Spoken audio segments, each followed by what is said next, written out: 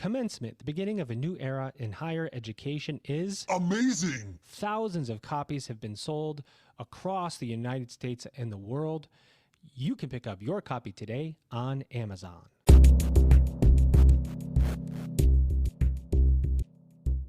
Welcome back, everybody. It's your time to EdUp on the EdUp Experience podcast, where we make education your business. Dr. Joe Salustio back with you again on another episode as we continue on and on and on to bring you the most relevant, amazing, and critical voices in higher education today. And I'm noticing right away that I did not get my applause button ready. So we're going to go with something a little bit different today when I introduce my guests. So, but first I want to bring in my guest co-host.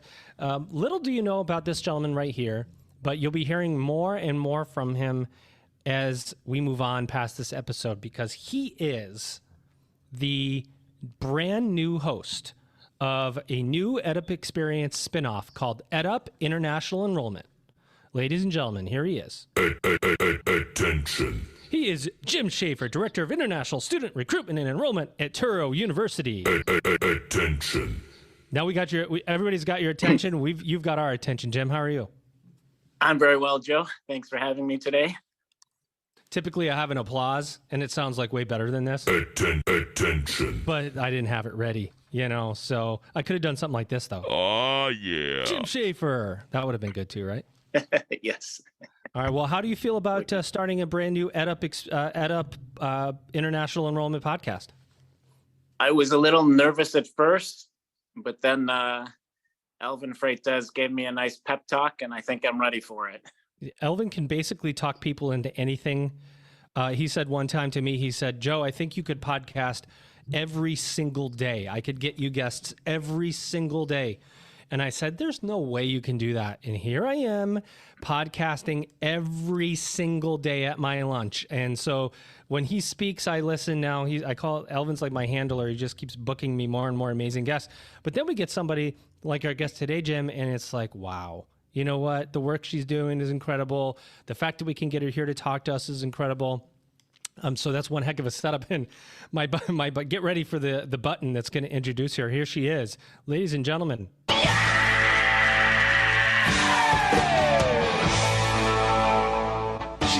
She is Dr. LaNitra Berger. She's the Associate Professor of Art History and Director of African American Studies for George Mason University, and she is the president of NAFSA. What's going on? How are you, LaNitra?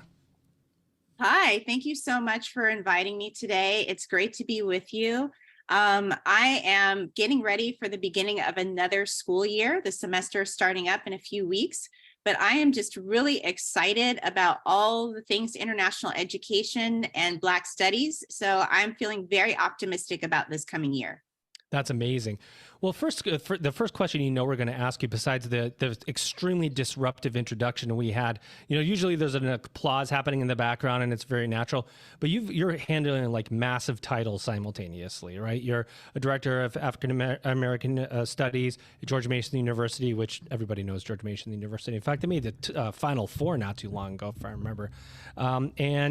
And then president and chair of the board, I think, at NAFSA. First of all, what is NAFSA and why does that matter? And then how the heck do you balance all this? These are really great questions that I ask myself every day. So first I'll start with what is NAFSA? NAFSA is the largest association of international educators. We are about 10,000 members. Founded in 1948, so we're celebrating our 75th year in existence. And NAFSA's role initially was to help foreign student advisors and has gradually expanded over time to span the entire range of roles and responsibilities within international education. So we have programs and services, conferences, events, and lots of public policy activities that help individuals who are working to send students abroad, people who are working with international students, people who are working on internationalization writ large, people who are working in the policy realm. Whatever you're doing within international education, there is a home for you as a NAFSA member. Amazing. Yes, it And is. now how the heck do you handle all those things simultaneously? That's the real question. I know it's a big question. The degree of difficulty of my job varies from day to day, but I have a lot of wonderful people in my life who support me. I'm so fortunate as chair of the board to be working with an amazing group of leaders. The board of directors at NAFSA is an outstanding group of people who are dedicated to making sure that the field is accessible and that the field is evolving. So they make it very easy to have this role. Our NAFSA staff are outstanding, and so they're very supportive. And then at George Mason, as you know, George Mason is just an up and coming university that's changing and innovative in itself. And so Mason has always been a supportive place for me to be able to push the boundaries of the work that I do in diversity, equity, and inclusion, and in international education. So on any given day, I'm doing 20 different things for NAFSA or for George Mason as a teacher, as an educator, but I have a lot of great support to help me. That's awesome. You know, one of the things I've noticed too is I think when you're doing something, you're working for a university and then you're doing something in higher ed that matters, there's a lot of synergies between the roles. And so sometimes it can feel like a lot, and it is a lot, but you can take what you learn from the NAFSA membership and take it back to George Mason. And when you learn things at George Mason, you bring those to the NAFSA membership. And so that you create that virtuous cycle of information exchange. What about the internationalization of education these days, LaNitra? It's, you know, there's so many challenges with enrollment, and there's, you know, students who are leaving higher education, and particularly in the United States, you know this because you hear the rhetoric. They're just kids, I say kids and adults saying, I'm not going into the higher education pipeline, as it were. I'm going to go do something else. What's the case internationally? What are you hearing from the membership? Is that the case in other countries where there's this value question, or is that specific to the US? So it's a good question. It varies because the United States is unique in how expensive higher education is for us. Yikes! It is so costly to go to college, and the cost keeps going up, and people are questioning, you know, is the value going to be worth it if I take out loans to get a degree? And that certainly is a challenge for us as international educators to help people understand how central that type of experience is to the college experience. But there are other challenges abroad as well.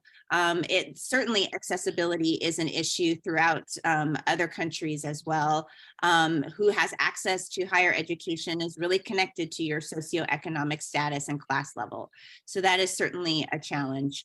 And in recent years, you know, everyone has wanted to study in the United States. We've been a beacon for people in other countries to want to study here.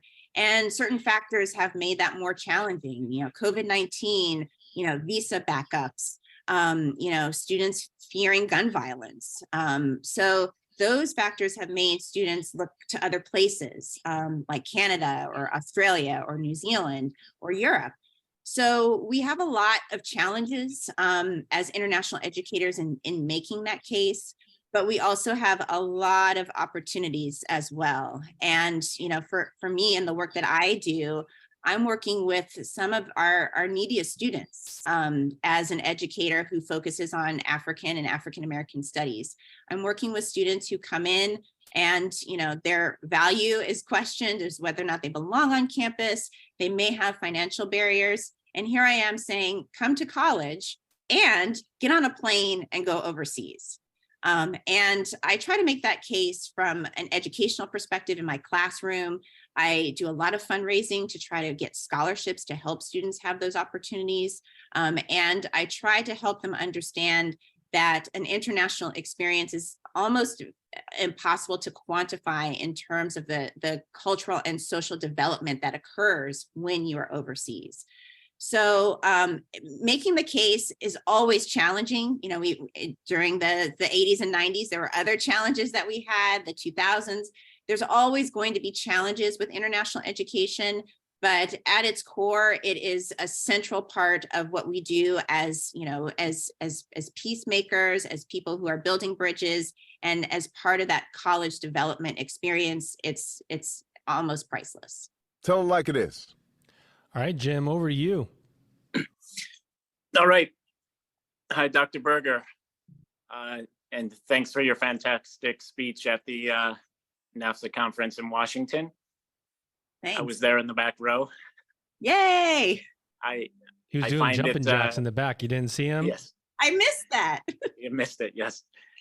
So I find it True. interesting that you're a leader at NAFSA and then you're working out of George Mason because they both have something similar.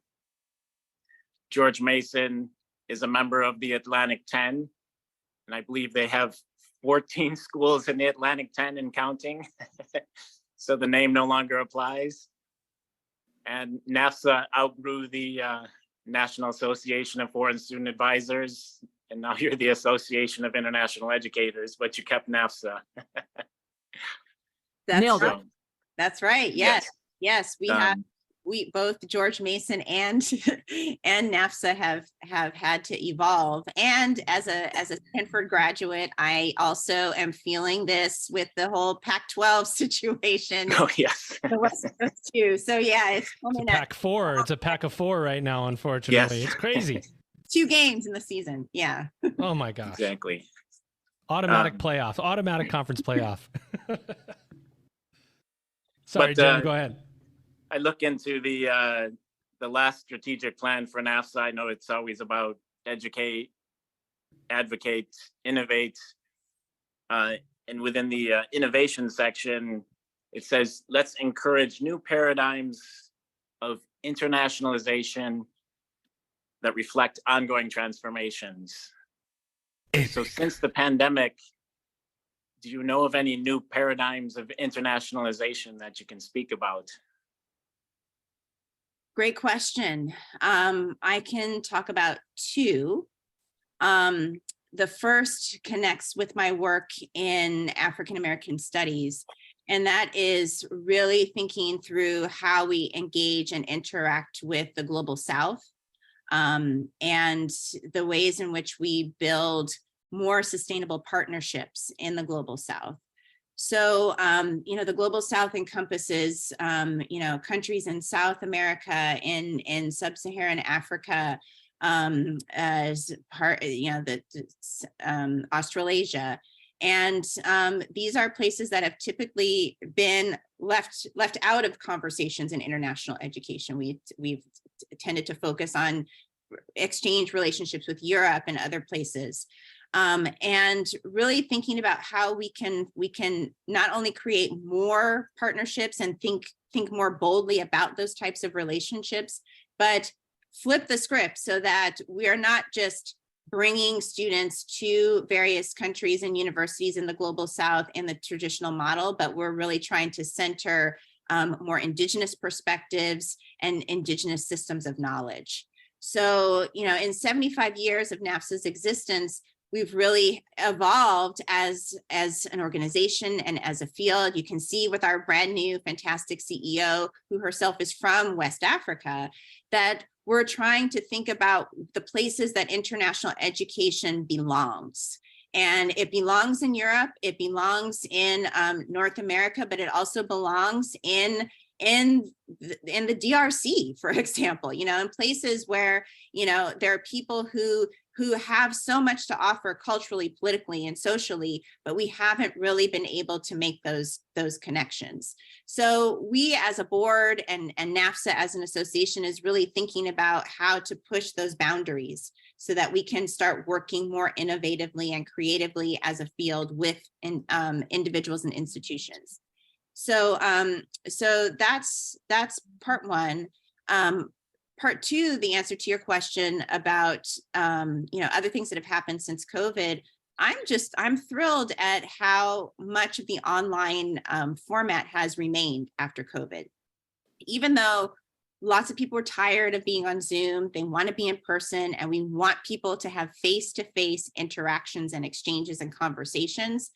The reality is that sometimes it's just not possible to get on a plane and go somewhere. And we learned in COVID that Zoom was a powerful tool to be able to connect people across borders. And I'm really pleased that many of these types of exchange relationships are still flourishing since COVID. People are still using online formats. People are still connecting across those boundaries, and relationships are evolving organically because of Zoom.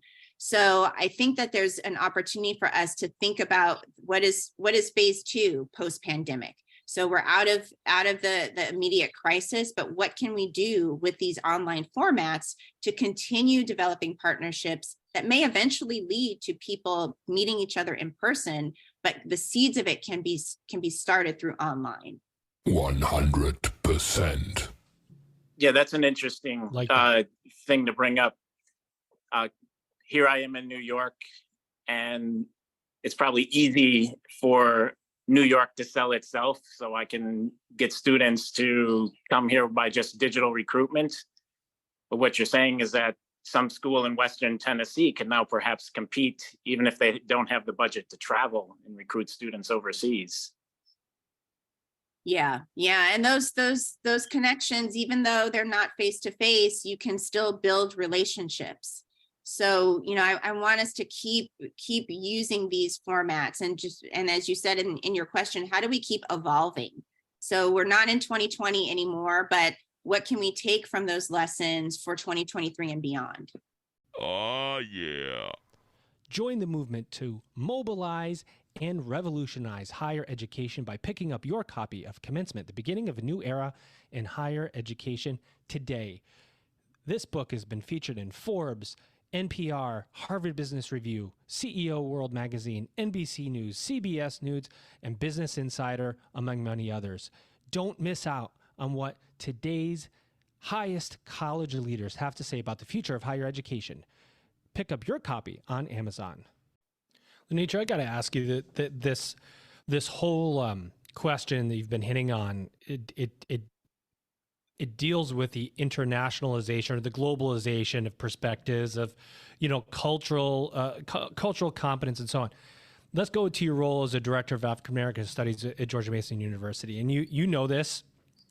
We've seen this surge and then trough of perhaps of DEI and DEIB, right?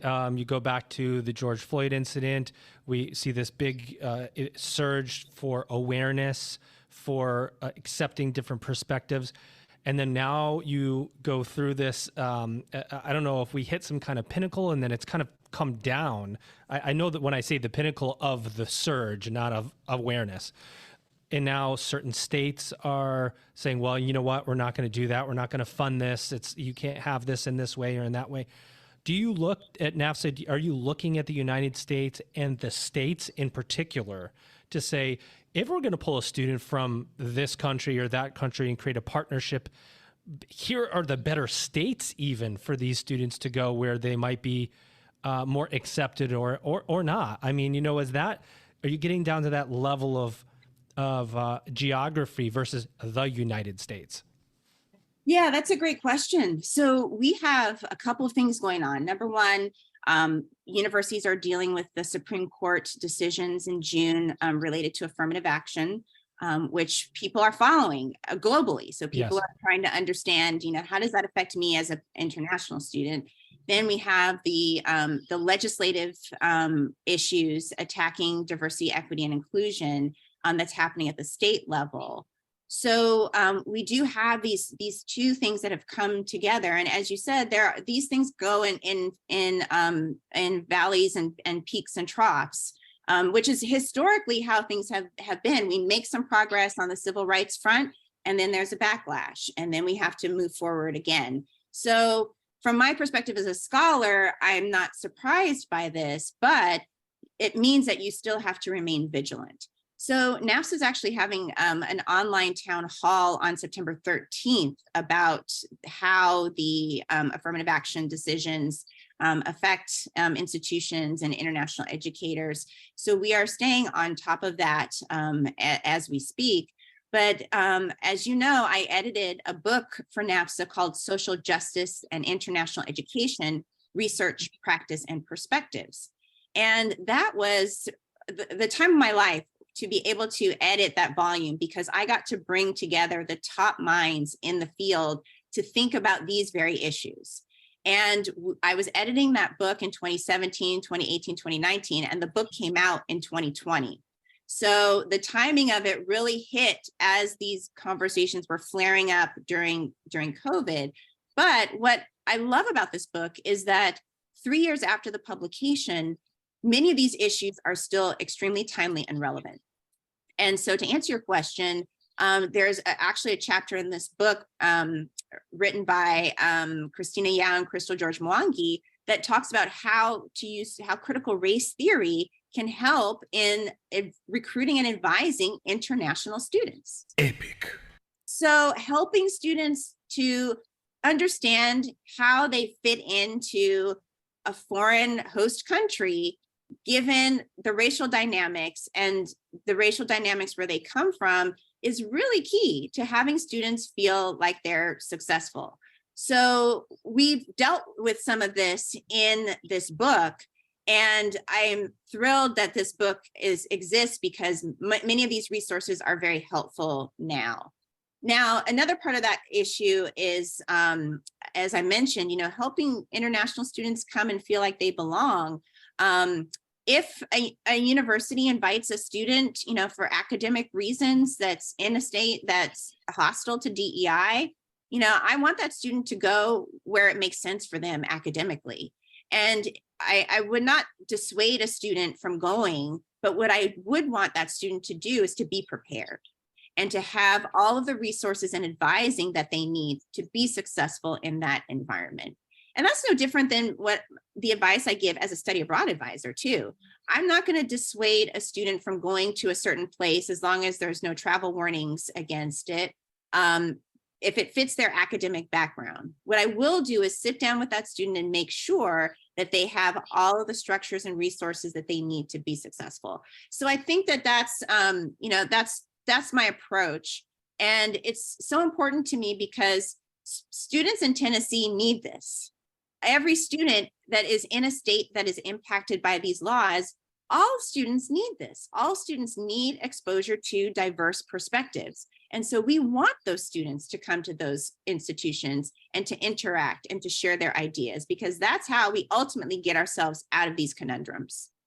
Wow. Thank you for that. That's a lot of insight there, because there's so many questions around this, right? Because the U.S. is like 4 giant countries.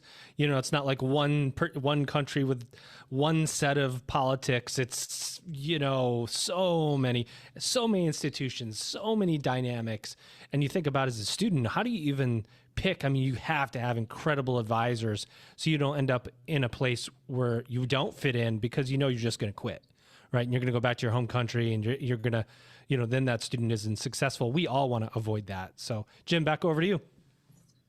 Oh yeah, just to keep following up on that, there was a movement started by Temple University a few years ago, #YouAreWelcomeHere, really to push that US is open to international students. And we don't want them just going to New York and California. We want them going to the tiny little university in the Midwest. And we want them to feel welcome at the tiny university in the Midwest just as much as they would in New York and California.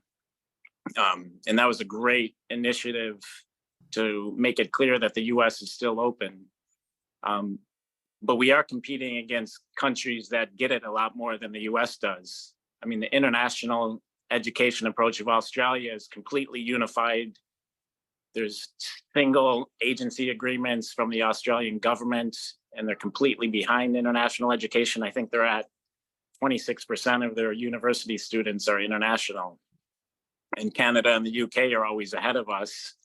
And I know, Dr. Berger, you're leading the fight always to get the US to catch up. But what's some of the latest to help the US to catch up to the countries that are ahead of us? Yeah, so you're hitting the nail on the head, that we need a national strategy on international education. And this is something that we've been asking for years. It's been obvious for years that this is really the best approach to make sure that we are expanding these opportunities to anyone who wants to participate.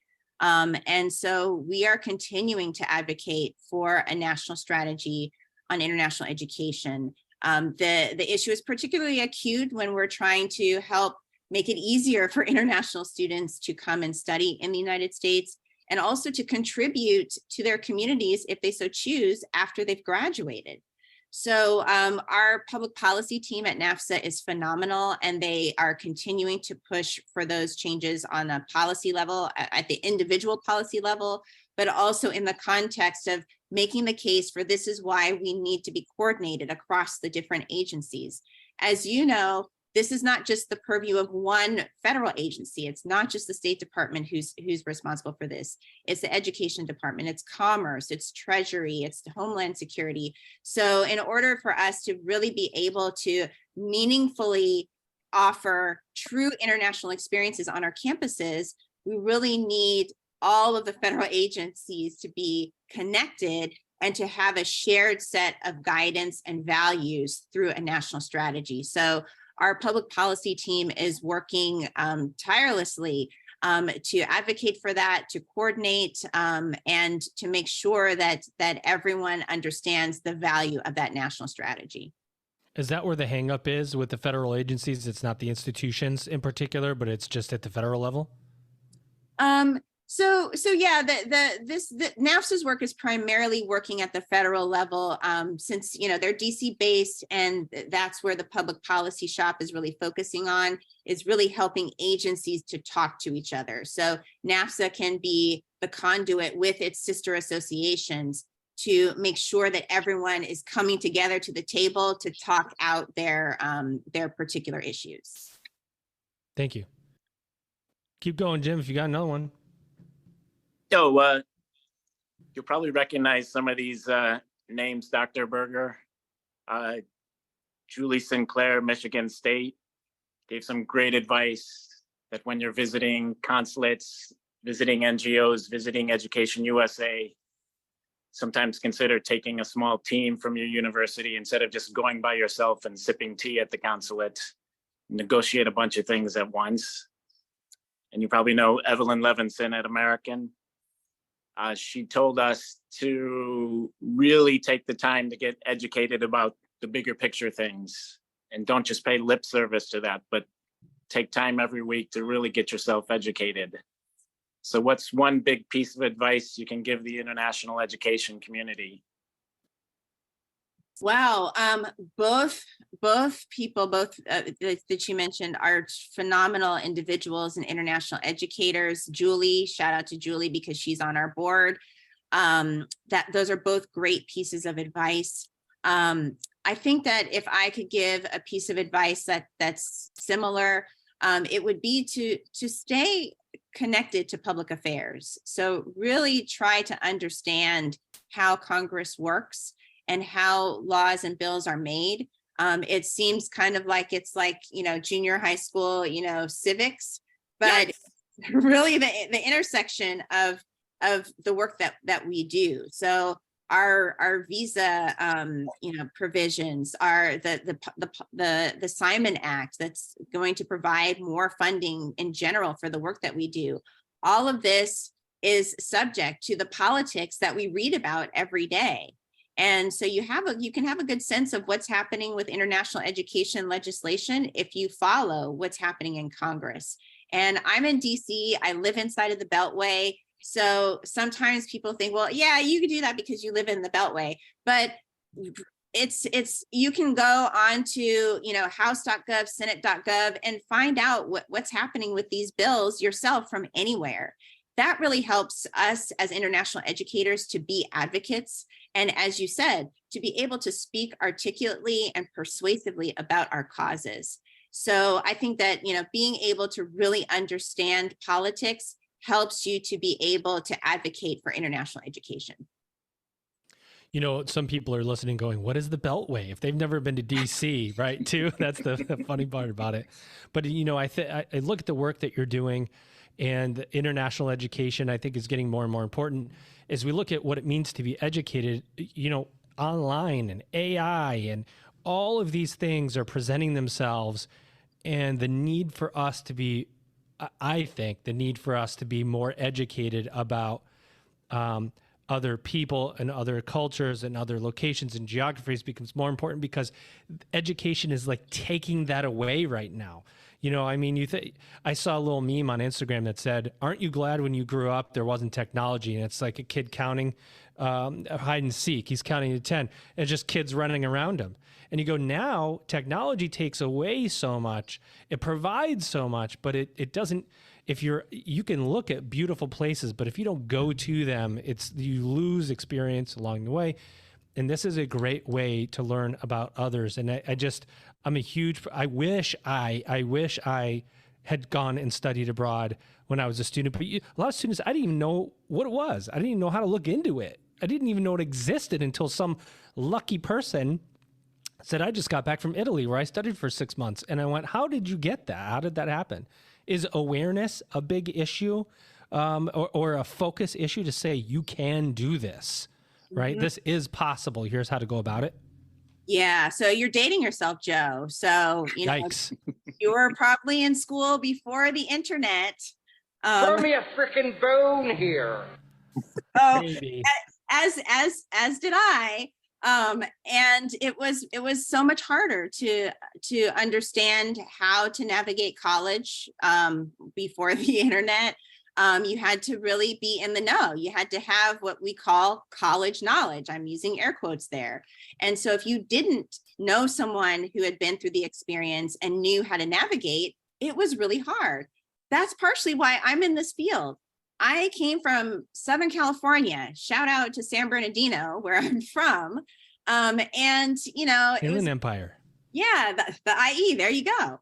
So, it was a beautiful place, but it wasn't very international. And I had to I would listen to records to learn French. What's a record? I know.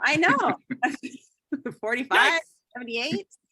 I really wanted to leave, but it was just hard because people didn't quite, it was hard to picture everything, if all you had was an encyclopedia. So now we're in new territory where technically everyone has some kind of a phone with connection to the internet. So technically there's a lot that you can access. You can apply for your passport on your phone. You can book a plane ticket. Yet we still do see a lack of access and awareness to these opportunities. So it's really important that we help and support our advisors, because they really are at the forefront of helping filter that information for students, but also that our advisors are diverse and representative. So if a student walks in and sees someone who understands what it's like to be a first-gen student, understands what it's like to say, "I've never been on a plane before, this is how you do it," they're much more likely to use the available technologies so that they can actually avail themselves of these opportunities. So it's a little bit of both. Like there's still very much a need for in-person, on the ground advising, but we have so much access to great technology that's helpful. Then on the other side though, we got to make sure when our students get on the plane that they're not buried in their phones the whole time, texting back home and on the street in Paris and not looking around at the beautiful buildings around them. So that's another role for advisors, is to really make students aware that technology can only get you so far, and then you have to be in the moment. Well, speaking of being in the moment, you're here on the EdUp Experience podcast, and you have the final 2 questions to answer for us. What else did you want to say about NAFSA? Anything else that you were hoping we might ask, or an announcement you want to make, or really just tell us anything that you want about NAFSA? Kind of a minute open mic, say whatever you want to say. And then I want you to leave us with the final question, which is, what do you see, the easy one, what do you see for the future of higher education? Okay. All right. Well, I am just thrilled to have this role as president and chair of the board of NAFSA. As I mentioned before, I have a great team in our board of directors. NAFSA has a wonderful CEO in Dr. Fanta Av, a great staff, and the mission has never been more critical. We all know that international education can change lives. When you have that experience of being in another country, connecting with people, that you are forever a different person. And we believe that every person who wants that opportunity should have that opportunity. So that is the essence and the thrust of what we're doing at NAFSA as international educators. So I'm so excited that we are trying to take this mission as global as possible and ensure that NAFSA is reaching everyone in every corner of the world. So as I mentioned before, our focus on the global South is real. It's something that we've wanted to do for a while. And now we have, just a board imperative, a member imperative, a current events imperative to do that. So, it's so important for us to be able to use international education as a soft power tool of cultural diplomacy, that we know that what we do matters on an individual level, but ultimately it matters on a bigger policy level. Many of the people who are world leaders have at some point come to the United States as part of the Fulbright program, for example. And it is through that experience that they become more globally aware and more committed to social change. So from our perspective, international education really is a bottom-up activity. It is not just the purview of elites who have always known about and had access to that opportunity. It really is something that we want to bring to the masses. So that's, the main message that I want to bring is that, there's never been a more important time to be an international educator, even if it might not feel that way. If you feel like you're frustrated, the work that you're doing matters. So that's question one. And what do you see for the future of higher education? Future of higher education. I'm optimistic about the future of higher education because I see how far higher education has come over time. And as a personal example, I can say that my parents grew up in the segregated South. My parents were not allowed to vote. They had to take literacy tests. And so in one generation, we've gone from me having parents who couldn't vote and had to use segregated facilities to me being able to attend Stanford University and Duke University and have this phenomenal role as NAFSA president and board chair. So I've seen some of the depths of that through their experiences. They were very angry and bitter about not having access to education. And that is partially why it is so important for me to open those doors to other people. And I believe that even when it feels like things are not going in a good direction right now, I think that there are enough committed professionals and educators in the field of higher education who will continually work to support students and open those doors.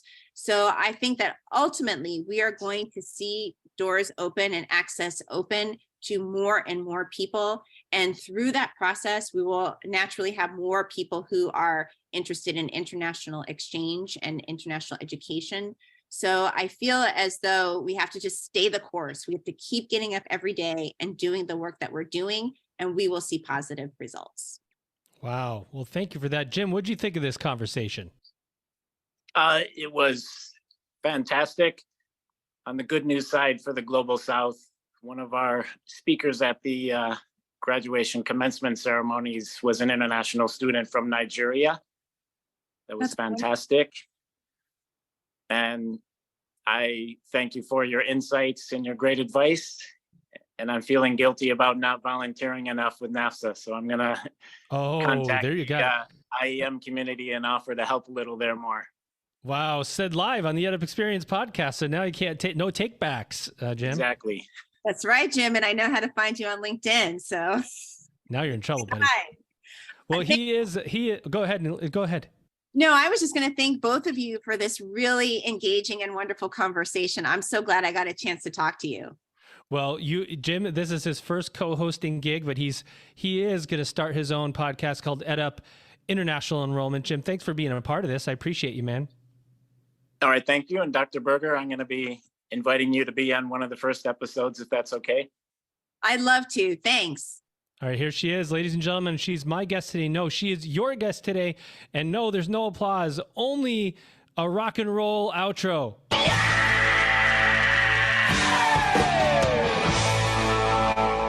Dr. LaNitra Berger. She is like a rocket ship, ladies and gentlemen. Associate Professor of Art History and Director of African American Studies at George Mason University and President and Chair at NAFSA. Did you enjoy your experience today on the podcast, LaNitra? Loved it. So much fun. Thanks. Well, we loved having you. Ladies and gentlemen, you know what you have done? You've just EdUp'd. Attention. Forbes called commencement the beginning of a new era in higher education, a dispensable touch point for what's being said in, about, and around higher education now. Don't miss the insights from 125 college and university presidents about what the future of higher education holds. Pick up your copy of Commencement on Amazon today.